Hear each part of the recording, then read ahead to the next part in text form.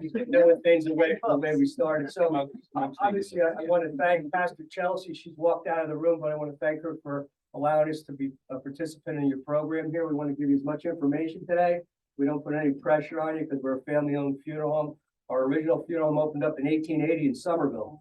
I was born and raised, so I've been here a few years, and I'm active in probably 23 clubs, including a former fire chief of the fire department. So very active in our community. So people come to us and ask us many different questions. You know, everybody has a life story. Everybody has their kids taking their first steps. They're buying a home.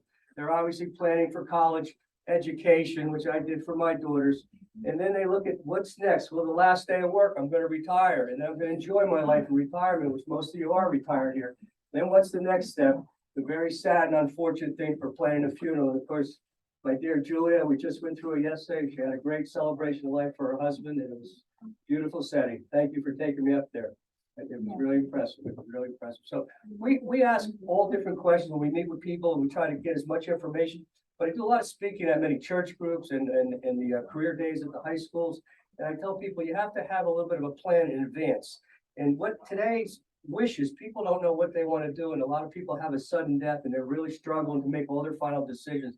So I start and ask people to try to plan and set things aside in advance, asking yourselves, well, what do we wish to have done? Do we want to have a cremation take place? Do we want to have a mausoleum entombment? Do we want to have an earth burial? We want to go with our husband to a veteran cemetery. There's many different options there. I get so many people that call me on the phone and say, Bruce, we want to have a cremation. We'd like to come over and speak to. We want to speak to. And I say, well, there's about 5 different types of cremations, which you've all seen here take place. We have the more traditional cremation, which involves a visitation at the funeral home with preparation of the deceased person with a rented casket. And then we usually bring the body of the person into the church for the services here. And then once the service concludes, then the family usually has a lunch and repast, and then we at that time take the individual remains to the crematorium. The second one is what's called more of a direct or immediate cremation. That's where there aren't any services. There's no preparation of the body. I usually always give the family an opportunity to say goodbye at their final home, if it's in their residence or if it's at a nursing home, because they don't see their loved one again. And then they talk with their pastor, and usually Pastor Chelsea is a great help to plan a memorial service. And we have many memorial services here in the funeral. Now, there's 3 different ways to do memorial services. Some people want us to prepare as quickly as we can the cremains and have an urn available, and they want to come to our funeral home. They want to do a traditional calling hours or visitation, which can be done from 2 to 4, 7 to 9, our traditional times. And when that concludes, then the next day we sometimes come to a church or we go to a cemetery. It's entirely what the family wants to have take place. And then some people just say, well, I don't want my ashes. Can you just handle everything? Many of the cemeteries today have what's called a memorial garden, and they're allowing families that are not affiliated to have their loved ones' remains placed in these memorial gardens, such as what happens here. We have a lovely memorial garden here, concluding our services. Pastor goes outside with us and we do the interment in the ground here. There's no urn restriction here. You have to use a cardboard container, so it's non-decombustible. So obviously it goes back into the earth, the cremains. But a lot of people say, well, I don't want that. I want to have something a little more detailed. Funerals today are so different. Everybody has personalization. Everybody has different ideas. So we try to sit and plan with the people. Now, obviously, throughout the years, you know, I've witnessed many changes in our funeral home industry. And I think the biggest change is the growing popularity of pre-arrangements. When I started in 1976, there was very few families coming into our funeral home, calling in advance and sit down and plan things. I think today, Brittany and I are probably doing at least 5 to 6 pre-arranged family funerals on a given week. And that's a real good program, because what people do is they come and ask us questions, and some families want to prepay for the funeral service and cremation service in advance.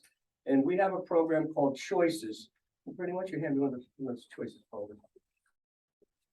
And what Choices is, there's a program run by the New Jersey State Funeral Directors Association. It's a model program across the country. It is called Choices, but it's a revocable funeral trust fund, which means it has much flexibility. People have to come and talk to us about all their plans. Do we want to have a church service? Do we want to have, you know, an interment at a cemetery? Do we need to have the fees for the organist placed on here? Absolutely. The church donation, yes. We're going to put everything into this contract. And the nice thing about this, you're kind of locking in your price. You're going to work with this trust fund. It has over 600 funeral homes in it participating. And the interest rate now is 3.5%. So people are keeping up with the inflation. At our funeral home, we only raise our rates every 2 years, and it goes up approximately 2%. So many people are getting refunds back when the death happens. We have to obviously add the interest in, and the program is fully insured. A lot of people ask me, well, Bruce, what if you die, or what if you go out of business? It's FDIC, it's fully insured by our government. There was an instance in the state of Illinois where funeral directors all had a trust fund similar to New Jersey's. It wasn't insured and it went bankrupt. And there's tons of lawsuits. So people are going back to their funeral directors in the cities of Illinois and asking for their refunds. And there was absolutely no money. And our program is a model program we've got right now. Texas, Alabama, Virginia, Maryland are trying to copy what New Jersey has done, because New Jersey had all the politicians look at this and all the lawyers and all the laws that are involved. So what they said, well, what happens when a person lives late in life into their 90s and they have to go into a nursing home and go on Medicaid? What happens with this money? Well, years ago, people got to keep the interest on it. Now the money has to be reported to the state, and it's a transfer, which we do. Brittany, can you show me that one? So we transfer the money from the revocable trust fund to an irrevocable funeral trust fund. And today, in the laws in New Jersey, this money is protected. Everybody in this room has a right to spend your hard-earned money and put it into a trust account and use it for your funeral expenses. The problem arises when you have a circumstance like this. If you change your initial plan that you made 20 years back, any remaining monies we have to report to the state. But years ago, people were only allowed to spend $1,500 on Medicaid irrevocable funeral homes. It's sad to say, folks, I've been to every nursing home in New Jersey, and our state is the highest regulated Medicaid facility. The nursing home facilities have the most Medicaid recipients because that's why our taxes are so high. Everybody in this room is paid to keep our elderly people going and continuing on. So Bruce, But- can I ask you a question? So Yes. if you do one of those prepaid arrangements and you move out of state, is it transferable to your? Great question. That This- was my question. Yeah, and everybody asks that to me all the time. So this is what I always advice I give. This is a New Jersey program. It's not transferable because it's run by our state funeral directors. You're earning such a great interest on it. I always say to people, well, where are you traveling to? We're gonna go to Florida or we're gonna go to Arizona. I said, why don't you keep this in our trust fund? It's gonna earn the interest. It's just tucked away in a file. And what should happen if you want to come back home, it's still here for you. Or if you pass away in an out-of-state location of Florida, for example, we simply ask for a death certificate. We release the money and pay the Florida funeral director. Okay. And I just had a woman that moved to Arizona last year, and she said, Bruce, I want my money refunded. I said, why are you going down to Arizona? Well, my daughter's down here. I said, what if you don't get along with your daughter? You want to come home? She came back to Hillsborough. She said, you have your trust fund, so she's happy she kept it. You can also be refunded. This is a full refundable account. You don't have to, penalties like an IRA, you have an IRA, you have to pay a fee. You can get refunded. I had a man from Raritan, he opened one of these accounts up with me in 1985. And that was the good days. Interest rate was almost 5.5%. I think he gave me approximately $8,500. He had in his account 26,000, big number, a lot of money. And I said, what are we gonna do with this? He called me, Bruce, during Hurricane Ida, he had a tree go through his roof of his house. So he took out $15,000, replenished his payment to all his construction work. And he goes, I want to give you more money. I said, you don't have to, you have more than enough money for a funeral. And the nice thing is he didn't realize it, didn't even know the interest was so large that it kept growing and growing and growing. It's like a savings account with no penalties. If you ever need to withdraw the money, you're welcome to do so. Are there any questions about that? Irrevocable trust then, because usually if people go into nursing homes, you have to transfer the money into something irrevocable 2 years before they go in. Correct. So are you saying they can only keep 1,500 and then the whole funeral's not paid? Years ago, back in the 70s and 80s, you had a $1,500 account for the funeral home and for the cemetery, and that was maximum. And you can't pay for any type of service that we offer. And then the state looked at it and said, you know, we work hard, we have our money, and most people begin their pre-arranging with a revocable account. And when we start this, it's large, the money's always there. So you're able to continue it over and carry it over into the irrevocable Medicaid, and you can spend as much as you want. But I just had a situation where we had a man that did a pre-need trust fund with us about 23 years ago, and he had over $12,000. His wife was in a nursing home on Medicaid, and he wanted to downsize his arrangement a little bit, and it was leftover money. I had to pay that back to the state. You have to report it because you can't keep money that's not yours. Because you got to remember the nursing home's paying the bill on a monthly basis. But the program is a solid program. You don't have to pay the full amount. A lot of people come in and do what's called a deposit. of $1,000 to open the account. And then what happens, you can do what's called a Flex Trust Program buyout if you wish to. Monthly payments is simply what it is. A lot of families choose to do that. So any questions? Is the interest taxable or not taxable? Great question. This is taxable, 1099 earning interest. So you have to pay tax on it, and you get a 1099 at the end of the year. And then the other one, no taxes because you're on Medicaid. So it's a 1099, not a K1. Yes. Okay. 1099. So I'm gonna let Brittany talk about what happens with our website and what happens with the modern generation today. Give her a little chance to speak. One question. What happens, like, if you have a lot of money left over after you both have had your funerals, that goes into the estate? Rebate back to your children, Okay. family, Or whatever's in your, whatever's left, you get that money back, it's yours. it's theirs. Pay your bills. Call the state. All we need is just one death certificate and then they release the money back to, we'll still pay the funeral home and then the balance will be back to your daughter or son, whoever. The beneficiary.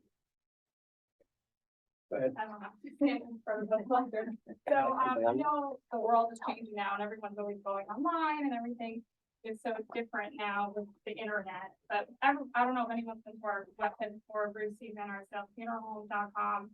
We have basically an elaborate website that has everything on there that you may need. But a lot of people, what we recommend, say when someone calls and they're wondering about, what's the first step? What do we have to do?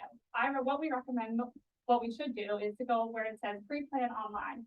Now, pre-planning online, you could do it directly from the computer, or you can either come in and do it right with us, which is, some people like to do more on the computer, some people like to do more person in face. So it's really up to you, but it's great because what you could do is you basically submit everything right online. So we're gonna need at the time of death, all your information for the death certificate. Now, I don't know your social security number, I don't know your date of birth, and some people don't like to put that information online, and that's completely fine. But what happens is it comes directly to us. It comes directly to our email, which is great. So I'll ask for all the information, for example, your date of birth, I'll need your parents' names, your social security number, whoever is your beneficiary, whoever is your next contact. So in this case, if you have a living spouse, the spouse I would need all their information. Sometimes it's the children, I would need all the children's information.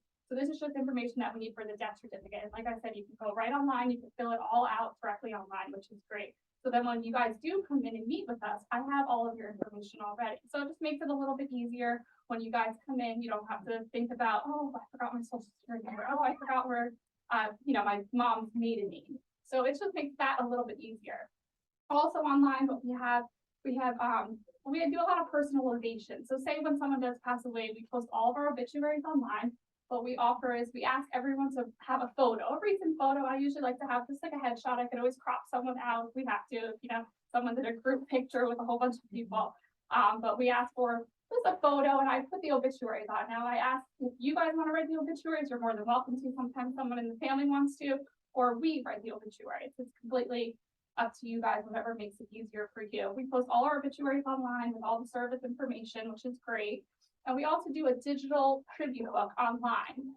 So now the digital tribute book, that's great because people could write condolences. Now you could write a little condolence, say if you don't have the person's address, or you don't have their email address, their phone number, we could write everything online. So people really love that. So you could just basically write a little message, a little sympathy note if you wanted to. And then after that, if the person, whoever is in charge, so say if your daughter wanted to see everything on our website, she could actually get a book printed, which is great. And it has all of the information, has the obituary, it has all the sympathy notes on there. And that's just a small amount of money, but it's great because people, just a tribute of mom or dad or whoever we're pre-planning for. Now, we also do in the funeral home, we do video tributes, which is great. This is another personalization option. We have a company that comes in, it's called Remembering Yesterday. So here's just a sample that we brought with us. What they do is it's a professional company, they do a DVD. What we do is during visitation or any kind of service, we'll have a video tribute with the TV, just similar to this one, and we'll just basically run a whole bunch of photos. We ask for 40 photos and also 3 songs. So in the background of the photos is about 3 songs, any kind of music. Some people like rock and roll, some people like a little bit softer music. It's completely covered, whatever your favorite is. This is just a nice little tribute. It's more personalization. It makes us feel a little bit more like the person. So, it's just a nice little touch. A lot of people, this is very popular. in today's world. I'm sure you guys have seen them before, in several funeral homes. So this is a big popular option that we do offer. Now, if you didn't want to do the actual company, because there is a fee for this, because we don't do these in our funeral home. A lot of people, what they've been doing is bringing their laptops, and people do it themselves, which is fine, and you're 100% able to do that. What you do is you just bring your laptop, and then we have the HDMI cables and put them right up to our TV. So that's easy too if you want to do that. Because with the new, I don't know, if you guys ever work with Apple computers, they have the whole system right on there where you can just do the slideshow yourself, which is fine. Now, if you didn't want to do any of the video tribute, we do also offer in the funeral home just music to play in the background. So say if someone loves Billy Joel, we could just play, soft Billy Joel music in the background. That's just another little personalization. Some people don't like church music in the background. It just makes the mode a little bit easier. It just makes everything not so sad while you're in the funeral home. But that's as far as personalization goes, makes it a little bit more to the individual themselves. So that's pretty much it as far as the website. The website has basically all of our information on it. It has a lot of information about veterans as well, all the benefits that veterans have for burial purposes, which is all great. Now, I don't know, we have also these books here that is basically a printout of all of our website. All the information on our website is all in these books. So it explains everything as far as what we do with funeral home, in addition to all of the service options you may have. So we have these books up here, so you guys feel free to take them when you guys leave. We have information up here about probating, which my dad is gonna talk to you about next. And so I'm just gonna leave that to you. Executor or administrator. Bruce, can I add a comment? Yes, go ahead, It's please. kind of funny, but, you need my husband, like, so our son, we did the visitation on Friday, okay? So my son actually put Twinkies in the cast. And a bottle of beer, and I had my Valentine's Day, so. And my husband did want his wedding band, so, it's also a concrete wall that we had to get because they're double deckers, so make sure you ask about that. Beautiful cemetery, Kensico, New York, is the most picturesque cemetery of anyone. And obviously what Julie's mentioned, many families ask us, can we put mementos or little special trinkets inside with our loved one if you're gonna have a casket or burial? Of course you may. I placed beer bottles like your son did for your husband, whiskey bottles, fishing poles, golf clubs, tennis. I had a mechanic one day, worked with his dad as a mechanic. He wanted to bring in the whole toolbox. 100 pounds. I said, just take a wrench out of it. So I want to thank my daughter. I mean, it's an honor to work with your daughter. I have a nice succession plan. I don't have to worry about selling the family business. She's been with me for 8 years now. She's 31. She's a little bit older with 2 children than she actually looks, but she's great. I want to let her talk to you about all this IT and website stuff, because I'm like you folks. I'm from the old school. When I set up these video tributes, the young kids come over, my kids' age, and they try to help me hook it up. And I said, let me try to look at that. And I said, let me get my 8-track tape. And they look at it. What are you talking about? And one clerical, these guys, not Billy Joel or swing big band music, right? 40s big band swing music. So what benefits do we do to help families when there's a death? If we have any veterans in here, I'm sure we do. We thank you for your service. I come from a family of veterans, my grandfather, my dad, and we honor all the veterans. We get full military honors for you. We contact the Navy, the Marines, the Army, and they come to the cemetery or to our funeral home or to the church. We've had them here at the church, and they do full military honors with folding the flag and playing taps, and that's free. There's no cost for that. We fill out all the applications for the veterans. We fill out the veterans forms for any benefits. We fill out any forms for marker, which is included with a veteran. And then if a veteran dies, a lot of people think they're going to be getting a lot of money from the VA. But it's very, very limited because we have so many World War II veterans that are just about gone. And they were the greatest generation. With my grandfather, I remember he was a sergeant in the Army, battled the Bulge. Didn't talk about it, but it was very heroic. But all I can remember is, people come in and say, well, the veterans are going to pay for it. Well, that's not true. The veterans benefits are very minimal. What they're giving to families today, if someone's on disability, if they're getting a disability check while they're alive and, they got hurt with shrapnel in service fighting the war or some type of injury, most of the benefits are between $500 and $2,000. They're also getting a free marker, and they're also getting an American flag, which doesn't seem to be much at all. But they do have two lovely military cemeteries here. There's one We down have in the- Wrightstown. We have the brochures. For anyone who's interested, the two brochures are right here. I can help with that. Brigadier General William C. Doyle, that's been there since 1985. I remember when it opened up. And it's a beautiful, beautiful dedicated cemetery for veterans. Wives can go there with their spouses, or if the wife is a veteran, the husband can be buried with her. A new one just opened up about 3 years ago. And we liked it because it's much closer. It's a beautiful ride. It's in Washington Crossings, Pennsylvania. And it's a national federal veteran cemetery, because when I started in the 70s, we used to drive down to Beverly, New Jersey, and South Jersey, 2.5 hours. That cemetery is completely filled. And then they had one out in Long Island National, which was about a 3-hour ride. So now we have a lovely 40-minute ride through the countries of Hillsborough, Hopewell, down along the Delaware River, and you cross this little tiny bridge. You gotta hope nobody's coming at you.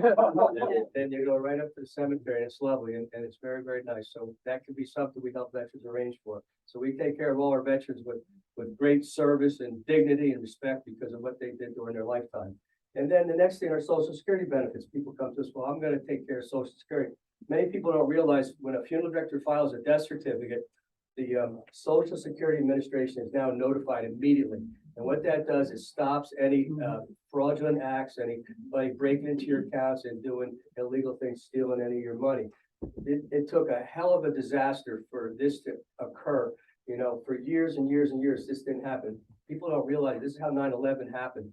They took deceased people's Social Security numbers because death certificates weren't filed and re-enlisted their identity, took their Social Security and their names and address, and got obviously birth certificates, plane tickets, and everybody knows in this room what happened. So now Social Security is on top of it. So automatically stops when the funeral director filed the death certificate. That doesn't help anyone in this room. It just stops any fraudulent acts. What I tell people, if it happens in this time, I explained it to Julia, right now our Social Security Administration is still in a medium pandemic mode. They're not accepting people walking into their building. I ask people to call and make an appointment, and they want to speak to the spouses that lost a husband, or to a young mother, which we had last week, a 54-year-old husband died. There's minor children. Minor children get benefits if they're up to age 19, still in school. And then, of course, a spouse would receive the larger payment of the couple when the death happens. So if the husband was the larger breadwinner, the wife would take over his payment, and then hers would be eliminated. And that's the way it's been for years. But the one thing that some of you folks may remember from when your parents died, the death benefit that goes to a surviving spouse is still the same amount, $255. It's been that way for 40 years. You can't take your family of 4 out for dinner unless you go to McDonald's. It's very hard. But many spouses call me up and say, Bruce, I got this check for $255. Who do I send it back to? It's not mine. Obviously, it's entitled for you. And we do all the Social Security paperwork. If anybody needs to find a Social Security Administration office, we have some forms to show you today to take out handouts for Social Security. The office used to be here in Somerville on Davenport Street, and since it's moved out to Bridgewater, it's on Route 22. The number is 245, Route 22 West. It's a brick 3-story building. It's on the 2nd floor. And if you go down 28, it's right next to the Bridgeway Care Nursing Home. So it's a pretty good location, but you can't just walk in there because they want appointments only at this time. So is there any questions about Social Security or Veterans I Administration? actually have a question about, so you take care of filing all the papers for the veterans and the markers, and for a veteran who's being buried in a cemetery where you already own plots, do you do that coordination, or does the spouse have to do that? We do absolutely everything from the beginning of the initial call, and I was gonna go over and explain this to you. So people call me all the time. I get many phone calls. Just give us, kind of a heads up, if I can use that terminology, or a warning to let us know that, their loved ones on hospice, they're in a home, they're expected to pass away. So I usually gather a little bit of information and ask them to, please give me the name of the person and the address. So if it's in the center of Bridgewater in the country, we need to know where we're going at 2 a.m. in the morning. And of course, Brittany explained to you about the website. And I know a lot of people here aren't doing websites, but it's the coming way. All these kids are on the internet and on websites, and it really saves us when we have 2 funerals and 4 people coming in, families to meet us during the day. We have a lot of the information ahead of time, so we can process it faster and give the best service that we possibly can. So what happens when someone's sick like this? Well, I tell people, let's say you're not on hospice, okay? I've had people call me, well, my husband passed away, Bruce, can you come over and get him? They know me well through the organization. I said, has a pronouncement been made? What are you talking about? He's not breathing. You have to call 911 and get the police. And then an investigation happens, they get on the phone trying to ask if there's a doctor. Hopefully, everybody in this room has a family doctor, because I go for a physical once a year because I still have to with the fire department.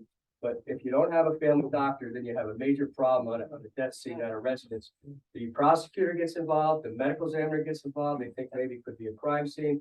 And unfortunately, they're gonna release the remains to the medical examiner, and you have to go to the regional medical examiner's office, which focuses in Newark, New Jersey. Used to be right here in Somerville. I know some of you are just shaking your head. My family business, we did the medical examiner service and removals for the police department for years. When it went down in Newark, we said we have absolutely no interest. So if there's an attending family doctor, say you saw a doctor 6 months ago and you know his name and where his office is, the police contact the doctor, and it takes several hours. These don't move too quickly. It could be 2 hours or 3 hours, all depending day or night when it is, weekends. And the doctor is willing to sign a legal New Jersey death certificate. Then of course, the police will release the person into the funeral home care, and then we get a call. We may get the initial call. I remember I was down the shore last summer. I had a friend in town, his wife died. She was 62 years old, very young. He was real shook up. Bruce, they just found Donna. She's not breathing. She's in her house. Sammy, you got to call 911. And that was like 8 o'clock in the morning. The police didn't release her body until 1. I flew home from the shore and I was here doing nothing. Yes. Knows that Jim just got into hospice. What the hospice people said is call them. Yeah, I'm gonna get the hospice next not- to you. You're jumping ahead. We eliminated all that extra stuff. But you had hospice. Yeah, it made a big difference. Now, So, what Julie's talking about is a non-emergency death where somebody unexpectedly passed away, a younger person, someone has a heart attack in their home. Please don't call me first, call 911. That's what you have to do. But Julie did the right thing. If you have somebody that's ill, you need to contact one of our hospice agencies. There's so many in the area, and make a plan to get a nurse to come to the home. Now, the law changed about 20 years ago. The hospice nurses now can make a legal pronouncement around the clock. We used to have to wait for the doctors. The doctors had to come to people's homes, and it took several hours for a doctor to come and do a legal pronouncement. So with hospice, it's very simple. I always tell families, call the hospice agency first, and then please call us at the same time. It may be 2 a.m. in the morning. The hospice nurse is in Tom's River, and we have to get organized. We have to come back, either get one of my staff men. I've started to ask the police officers, where the person is the person on the second floor of the home? And I'm trying to get a little bit of description of the situation, the weight, because my daughter sometimes goes with me. She's only 95 pounds soaking wet. And I show up with her, and I know all the cops, be a fireman, they look at me, what's she gonna do, Bruce? We'll help you. And get one of my other men to obviously help us. So hospice is very good because they comfort the family and they make it simplified where you don't have to call the medical examiner, the police, or the prosecutor. I highly recommend that. That's a special thing people should consider doing. and they're fast. Very They quick. came in about an hour. Yep, very, and very then, quick. They called you and he said, okay, 4 or 5 hours. That's okay. And he comes in his van, so it wasn't telling all the neighbors what was going on. That's good. And I couldn't be there, unfortunately. Yeah. So did that simply answer your question? Yeah, because I get people all the time that call me, and obviously we can't respond. And then I just want to share with you, Hold on 1 second. Yeah. So your question was more about the cemetery, so Oh, we'll I contact. the didn't cem- get- I okay. didn't get that. That was a really good question. Well, Good information. So when you guys fill out the paperwork online, typically, or when you meet with us, the cemetery, we ask for the name of the cemetery if there is one. So before you guys come in, I'll call the cemetery, figure out, say if you guys own a plot that has 10 plots in it, I want to figure out which location we're going to be using. So sometimes the cemetery will have to send us a map of plot layout, and then they will basically let us know, hey, we're going to open up grave number 2. We'll also get all the fees associated. So with every cemetery, there's a grave opening and closing fee, and that's where all the men come in with all their machinery to open up the grave. And then after the service is over, the funeral's over, then they'll go in and close the grave. Now, those fees, we contact the cemetery directly, and like I said, the only thing we'll let you know is basically the cost of the grave opening, and then you guys can provide the check at the time of the service when the interment is being done. thanks, Bree. Good having a younger mind next to you.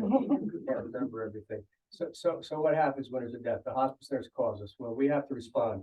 people think the funeral business is pretty simple. You stand around in a suit, you look nice, you got nice cars and a nice building. They don't realize you're 24/7, you're on call like a fire department or a rescue squad. You get calls in the middle of the night. We were out 2 nights ago at 3 a.m., helping a family through service, and our business is total service. And we've done this as the Van Arsdale Funeral Home. I've seen in my career, 5 funeral homes close in this area because the service wasn't there. You have to give family the best service at the most difficult time in your lives because you're really hurting and you have to get back to a little normalcy, which you never do when you lose a loved one. We've lost loved ones in our family. I lost a brother who used to work with me, tried to direct his funeral, and I couldn't do it with my 5 funeral director friends. They pulled me away and said, you need to sit with your parents. You can't do this, kid. And it's hard. But we initially meet the family and one of us goes, one of the Van Arsdales goes, either Brittany goes, I go, or my dad's home from Florida, he'll join. He doesn't do a lot of work anymore, but we'll be there to help you. And then we ask questions. Well, what are you planning to do from my initial opening introduction? Are we going to have a cremation take place? For me, I know 80% of the people I serve. I know they're members of Good Shepherd Lutheran Church, United Reformed Church, St. John's Episcopal Church. I know the circumstances, who their children are, where they live, and it makes it easier. But we don't always know the family, so we have to get background information. And if there's a Kensico Cemetery way up in Valhalla, I go there, it's beautiful. But I said, Julia, I need a deed. It's the largest cemetery probably in Westchester County. It's bigger than Somerville on a rolling hill. So we ask the family to provide as much information on the intake when we come into your home. So we want to have a deed for a cemetery. We want to have a veteran's discharge paper. We'd like to have, obviously, a picture of your loved one. Then I look at the person and if they have no teeth in their mouth. Where are dad's dentures? Could we please have those with us? And then we just go over every little tiny detail. You're welcome to bring the clothes because we make an appointment time for the following day if you're able to come see us. And then we give you a list at the house of things that you need to do. Now, our job is to do absolutely everything. We're going to call the church. We're going to talk to the ministers. We're going to get the organist. We're going to call the cemetery and get the grave diggers lined up with the deed that you're going to give us. We're going to get in touch with the limousine company. If you want a limousine, we're going to call the vault company in New Jersey. As Julia knows, most cemeteries in New Jersey require vaults. 90% of your cemeteries require a concrete vault, and the cemeteries don't sell those. They're provided by a vault provider. And the biggest one, you probably have seen their trucks on 202 in the morning. They're up and down the road. They have a monopoly on our industry. It's Greater Vault Company. They've been in business longer than us, 120 years. And they provide the vaults and deliver them. Julia had a beautiful vault. It has again, personalization on it. We had a Chinese long life on it. And I don't know what that means exactly, but it was beautiful with a Christian cross. And then her husband's name, James. And that's just a personal service. And then when we conclude at the cemetery, I gave everyone one of Julia's roses that were present. And we asked people in final tribute to her husband to come forward. And they placed yesterday their roses on top of the vault cover so they could all read it and see it. And if we have a veteran, we do an Army logo. If we have a firefighter, we do a fireman's logo or a police officer. It's all predicated on what you're involved with. I'm in the Rotary Club. If you're a Rotarian, you can have a Rotary logo, obviously, on that for things that need to be done. The list that people have to take care of are personal things that we can't do for you, such as a lot of families like a repast. Well, Good Shepherd Church is simple. The repast is back here at Fellowship Hall. And the group puts all the food together, and usually you're going from the Memorial Garden right around the corner down the hallway to have your repast. But some families, the larger ones, want to go local. And I give some references, as Brittany and I do, of restaurants. Obviously, many recently your families have gone down to the Elks Club. I'm also a member of the Elks. If anybody wants to have a repast there, call me. I'll arrange to help you set that up. So that's important for you to kind of visit and check availability. And then the second thing most families have to do is order their own flowers. I used to order flowers. I used to say, what would you like to have for your husband's casket spread? Roses. I ordered red roses one day. The lady goes, I hated red roses. She wanted pink ones. She didn't tell me that. So it's very personable. And that's another huge expense. Flowers are getting very expensive. You're spending $400 to $600 for a flower spray. So I tell people to try to put them together and compromise. And maybe there's 3 children. You put a ribbon on one spray from your loving children. You don't put one from John, Alex, and Fred. You do it simplified. And we give all that advice when we meet. And then the other thing is the video tribute. Brittany talked about pictures. We don't have pictures of your loved one. We need pictures to do a video tribute. We have many magnetic boards in our funeral home for photos to be used for collages. We encourage at our funeral home personalization. And you've all been to our funeral. The new funeral home is fantastic. It's like someone's home. It's very homey, very comfortable. We have a fireplace, and we like pictures throughout the whole chapel of the viewing room because it shows a happier time for the sad event people are coming into our funeral home. And the video tribute is great. I know this generation doesn't like it. I'm like this with it because I don't like hooking it up. It's one more detail that I have to do as a funeral director. That's why I have her, but it's become very popular. All the funeral homes are offering it. I saw it in California at a convention 15 years ago. And I said, that's something we should bring over to New Jersey and consider making it happen. But people like that because it's happier times. You've got your loved one that passed away in every single photo with the little grandkids. Even I'm getting those old black and whites from the 1930s when they were children, the deceased. And it's really, really nice. So we encourage that. And then, So another question for you. no, go ahead. So if the deceased dies out of New Jersey, outside of New Jersey, but within a reasonable distance of New Jersey, but wants to be in New Jersey to be buried, do you do the pickup or do you have to find someone out of state to Good do it? question. Now, I was gonna touch upon that. You're good. You want to be an assistant field director? Everybody here knows who I'm planning for.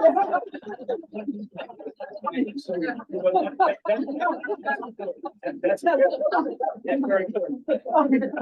No telling them. I'm gonna sell on your station wagon will We travel by car about 8 hours maximum. So we've been to Pittsburgh, we were in Norfolk, Virginia 2 months ago, Boston all the time, Philadelphia all the time. People say, well, Bruce, the body has to be embalmed. If you want a direct cremation, you don't have to embalm the body. The body has to be embalmed across state lines. That's absolutely not true. It doesn't need to be done. And my funeral director's license and Brittany's funeral director's license are only good in the state of New Jersey. So I have affiliates in Pennsylvania, I have affiliates in Massachusetts, I have affiliates in Connecticut, Virginia. They provide the professional paperwork, but you don't meet them, you don't know who they are. With the great emails we have today in the computer, I turn it over to my daughter, we send them all the paperwork, and they shoot everything back. And you know, Here in New York. New York, yeah, we that's were our most popular. we were there yesterday. New York is a different animal because we have affiliates in New York that we work with in Brooklyn. And for years, we used to be able to go into all the hospitals in New York, but we can't. Our licenses aren't accepted in New York City hospitals. So we have to hire a New York City funeral director, which is our agent, and then they would obviously pick up the deceased, bring them back to their funeral home, and we go to their funeral. That's an extra expense for people, and we say, I can't control the law on that. But what happens out of We'll state? invite you to our lake house, that's my. I was pretty close to it probably yesterday. We were in all country yesterday. So, you know, the most important thing, people die out of state. I get a lot of phone calls, a lot of snowbirds. We're going to Florida for the winter. What do? We have a sick dad. You've got the prearranged. We want to bring him back home. How do we handle it? Please don't call a local Florida funeral home. That's the worst thing you could possibly do. They're going to charge you about $6,000 for all their professional service, for all the work that we're going to do for you. We want to call in Somerville, and then we handle the professional services. For example, our professional agents that we work with is Ambassador Funeral Service in Florida. They charge $12.95 to do all the professional work, the paperwork, to transfer the body, the embalming of the person, the shipping, the hearse to the airport. If you hired a funeral home down there, they would $6,000 because they're going to charge you professional services, storage, all their fees, which we don't need to pay. And that's important. And we arrange for everything to fly the person home into Newark Airport, please, not JFK. Someone just fly in, we meet the plane. I have one of my men meet the plane in the old North Terminal. And that's where the bodies are flown in. And believe it or not, whenever you're on an airplane, there's always somebody in the cargo section underneath. It's a big, big business behind the scenes. And, you know, we try to tell people, you know, call us first, no matter where you're at. And then I have a discussion with the people. Maybe you're from Pittsburgh and you lived there for 40 years after living in Bridgewater. We want to use a local funeral home in Pittsburgh because we want to have a viewing in that local funeral for our friends. So we have a national society that Brittany and I belong to. We pay dues to be part of the National Funeral Directors Association. And I get one of my affiliates, and I probably got a red check next to him or a black X for all the years I've been doing it. I know who's good and who's not good and who to call and who to help. And then they arrange things locally, and they do what they have to do. And then we usually make a transfer 8 hours rather by car only. We had a situation. Last year. We had to go to Pittsburgh and take a man out to Pittsburgh. And while my man was en route, we had somebody die in Cleveland. So I'm looking on a map. Save the family some money because the airlines are expensive. They didn't have the other funerals, so we shot from Pittsburgh up to Cleveland, and he was gone for like 20 hours. But you know, it's saving money. Cars are least expensive, and again, you don't need a license to transfer. I had a funny story. I had a man call me, I don't know, 7, 8 years ago. He goes, Bruce, I know him pretty good. He goes, my dad died.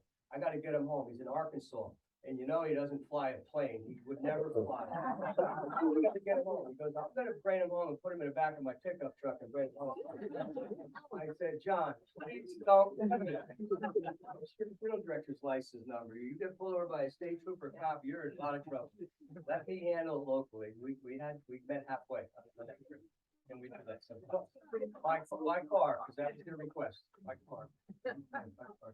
Well, you mentioned flowers. Yes, they're very expensive You just went through it. because my husband wanted the Yankee symphony. That was, I never saw that. Yeah. So, but, you know, I like your friend, et cetera, you know, he's a great florist, but if you are a AAA member, like 1-800-Flowers, if you put in your AAA membership, you get 25% off. And if there's other things with AAA or A or take a look. Great point, but let me explain something to you. All the years since 1-800-Flowers have come around, no local florist handles 1-800-Flowers. You call 1-800-Flowers, it bounces to Ohio, and then it goes to Philadelphia, and then it goes to Blooms in Montgomery. And then the families there at our funeral home for the viewing like we had Friday, and they're coming in, where's my flowers? I ordered them and I paid for them. And I said, did you get 1-800-Flowers? We did. They're gonna come 2 days after the funeral, we'll bring it to your house. They're not, They were okay. yeah, but sometimes, I'm just saying, certain instances, you're better doing a local florist. And again, when we meet with the family in the conference after the death has happened, we explain, you know, who we recommend for flower shops and give you some ideas of where to go for certain things. And we know the good people and the bad people and how things work in that process. And then I just wanted to tell you, somebody's phone. Is that yours? It's mine. So I'm gonna open it to questions and answers, but I have one quick thing I just want to share with you. You know, when people say, well, why do we need a funeral director? Obviously, we have a license to practice mortuary science. And just so you know, we're regulated by the mortuary science organization. The Federal Trade Commission is our boss, and the FTC, which is a federal national organization, regulates all the funeral homes. And there are some funeral homes that are around here that don't have licenses and try to promote their businesses up in North Jersey. We've seen this happen. And obviously, if you ever deal with another funeral director other than Van Arsdale, you always look for their license, ask them for a license, make sure they have a certificate on the wall. And obviously, schooling's important. The minimum requirement is what I did. You go to college for 3 years and 2 years associate degree, and then 1 year of the funeral director embalming school. The local schools in Mercer County. And I did that, and then I had to serve a 2-year apprenticeship, a two-year apprenticeship. And Brittany's great, she didn't have to do that. She got a 4-year degree, and with a 4-year degree, you only serve a 1-year apprenticeship, and then you have to take 3 tests to get your license. Now, the test I took are a little different than hers because it was 40 years ago, but I have a national funeral director's license, which means if I wanted to go to Florida, I don't have to take their test, I can open up a funeral home if I chose to. But I've been here my whole life for 64 years. I don't think I'm gonna go anywhere. You know, we love it. It's a great place. But people say, you know, I always recommend that you check and make sure whoever you're working with, whether it's a lawyer or accountant, that they have a license to practice their profession. Okay, so I'm gonna open it up because Pastor Chelsea's coming through the door. We know what that means. And I'm gonna open it up to questions for anybody, and I'll be happy to answer personal questions if you're afraid to speak up to us. And we have many brochures for all the different things that we do and help families with. You're welcome to take them, okay? And thank you for your time being here today. Obviously, it was, hope it was informative, but questions, please. I have one in the back. One of the wonderful things you did for Martin and I when his aunt died is she was gonna be cremated, but our youngest daughter has to see the dead body before she will believe that the person is gone. Yeah. So you were so kind to do whatever you needed to do. You had a beautiful place in your funeral home laid out that did not involve a casket, so you didn't have to do that. Heather got to see her aunt, and then she was cremated, and she's in the memorial garden here, which is something that Martin and I will probably need to do because she will probably have to see that we're dead. Write that on your form. Yeah, it is, it already is. Whereas Rebecca doesn't want to see us dead at all, she just wants to remember us alive, but, so you will do. Yeah, let me explain it. To extend that a little bit, what you're saying, we're probably one of the only, that I know, funeral homes in this area that offer this help to families. We get someone passes away at 3 o'clock in the middle of the night in a snowstorm, and the 2 sons are living down the shore. Well, they want to see dad before he's cremated. By law, we have to hold the person's remains for 24 hours. And at that time, when I'm with the family, I said, could you please give me some clothes? I don't want a suit or a fancy dress. Give me Go Yankees t-shirt, Julia, and a pair of sweatpants or just a pair of jogging pants. We'll dress your loved one, we'll clean them up, we'll make them viewable without embalming them, and then you pick the best time, you like to come to our funeral home the next day, and we put the person on one of our operating tables, cover their body with a sheet, and give the family as much time as they need to come say goodbye, to kiss them and hold their hand, and thank you for the opportunity to say goodbye. A lot of families can't be with their loved ones, and of course, everybody's scattered about the country, so we try to help everybody say goodbye with their own personal ways. Again, personalization and doing things the way everybody thinks in this room is gonna be totally different than each one. And that's how funerals have changed so much in the last 40 years. People are doing things so much different and getting their own personalization. So that's, So you didn't embalm her, she looked she looked like she was phenomenal. involved. I know, we do what's called sanitary care. That's the cleaning and disinfecting. We just got done with the COVID era, so she's got 2 babies home. That's gotta be done by us. And of course, we just make them look as nice as we can with a little bit of makeup. She's And, gorgeous. and it's helpful because that's the remembrance you have. Sometimes I get people in automobile accidents, or they die with a very serious cancer, lose so much weight.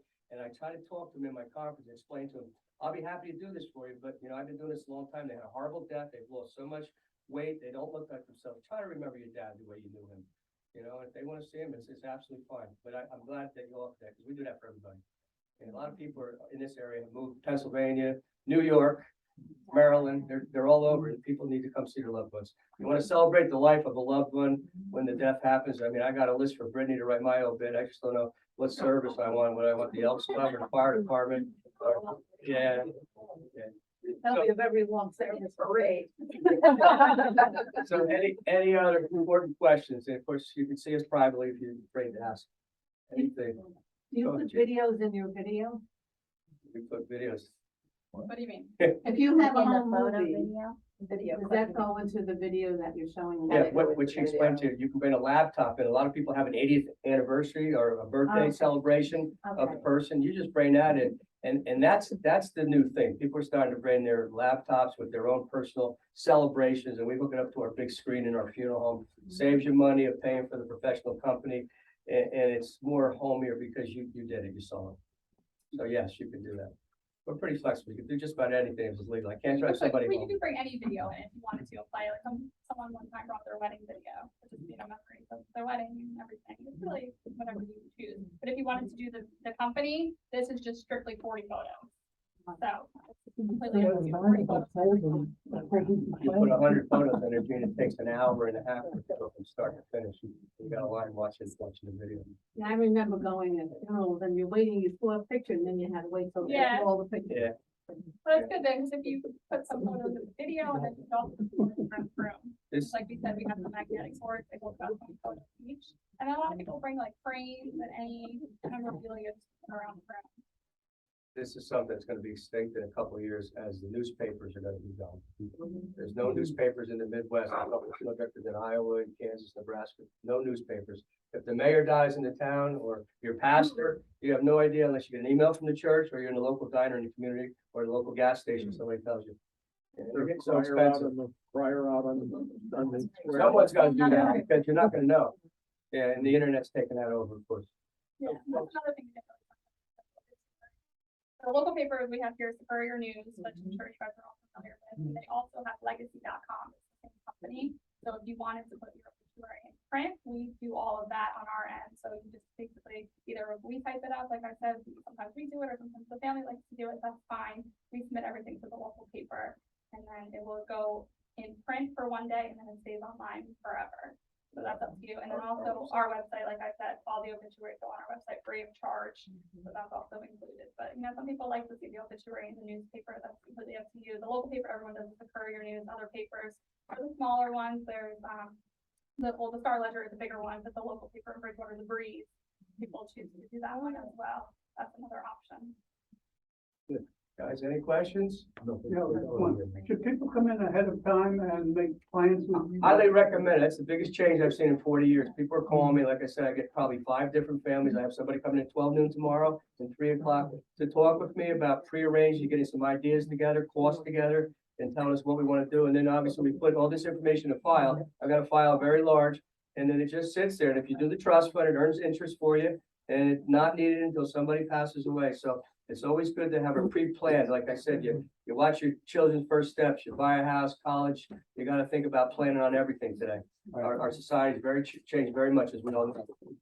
We have to make sure we put it on the papers we're giving to Pastor Chelsea. Pastor Chelsea's got a nice setup. You guys are fantastic, good shepherd. She's got her forms. I worked with Jack Denny to get Yeah, that I done. know. Yeah, and Chelsea's great. She's got everything on file here. Guys, keep her in a long contract, all right? Don't let her run away on you, all right? Just pay him to. We got a team thing We going. do a lot of things together. Yeah. So I heard you say pre-plan, you can prepay. Yes, that was those brochures. Trust me, it's a prepay. You don't have to prepay the whole fiddle, folks. $1,000 deposit to start the account, and then they have Flex Trust, which is a monthly payment, and you can skip 3 months. I got some little old ladies, senior citizens, gave me the 1,000. I haven't heard from them in 6 months. Then they call me, did you get my check last week? It's okay, because there's no penalties with that. So I have a question, when you said if you don't use, so it's still in the revocable, Yep, revocable, you don't flexible. use it all, it gets refunded, you said to beneficiaries, does it go directly to a beneficiary and skip the estate, or does it go By, into the by estate? law, you're supposed to send it to the estate of, Okay, but I know most of the children, so I write the check out to my friends. Here's dad's leftover, cost. And the taxes, they don't look at that because the death has already happened. Yes, A question. Now, suppose you don't do one of the trust pre-planning and everything, and suppose someone dies. Do you have to pay up front when they make plans for you? Like say, if you came in and made funeral arrangements, do you have to pay right then and there, or do you wait for the insurance? that's a great question. Let me highlight a little bit about how people pay for funerals today. We at our funeral home in Arsdale,